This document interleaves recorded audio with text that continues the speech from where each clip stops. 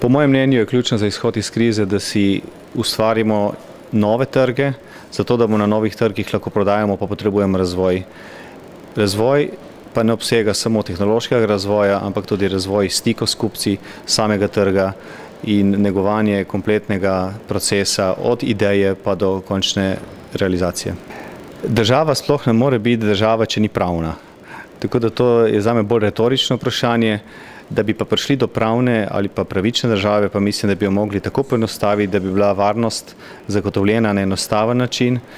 Mislim, da je naša država bistveno prekomplicirana in bi potrebovali en nacionalni projekt, gibanje, ki bi našo državo poenostavilo.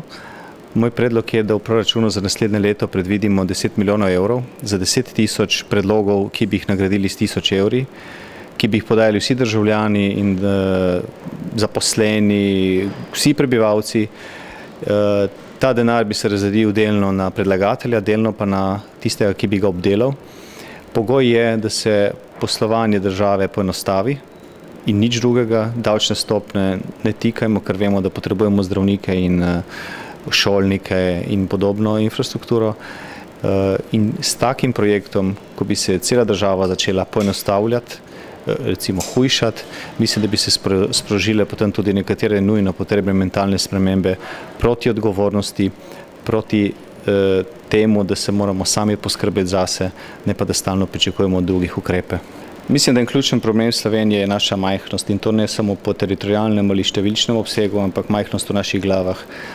Koliko podjetij izvaža, s čim so že zadovoljna, da se pojavi na tujem trgu, kakšne izdelke ponujajo, zakaj so manj atraktivna.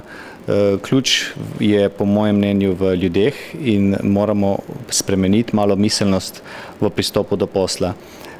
Jaz lahko rečem za našo družbo, da na sejmih letimo na kupce, jih obdelujemo vsaki, samo trzne z očmi, ga zvlečemo na štand, medtem ko mi, ko hodimo okrog gledati, nas pa kar pustijo, da hodimo in opazujemo. In mislim, da je tu ta glavna razlika. Vsa sredstva, ki so namenjena za kakršnekoli vir pomoči, bi predlagal, da se naložijo na en račun, da se ukine vse agencije, ki se ukvarjajo z podporo izvozu, da se izračuna približno koliko bo potrebnih vlog ali pa želja po pomoči in da se vsako od konkretnih realnih izvoznih aktivnosti nagradi z nekim določenim procentom subvencije. Naprimer, sejmi, hišni sejmi v tujini, službene poti, konference in podobno. Edino, kar bi tukaj malo delil, je, da ločimo podjetje vseeno na dve skupini, ker tista največja bi verjetno za procentom pobrala tako veliko, da bi potem za mala ne ostalo dovolj, tako da bi tu malo bolj preferiral mala srednja podjetja, ki bi to pomoč bolj potrebovala kot velika.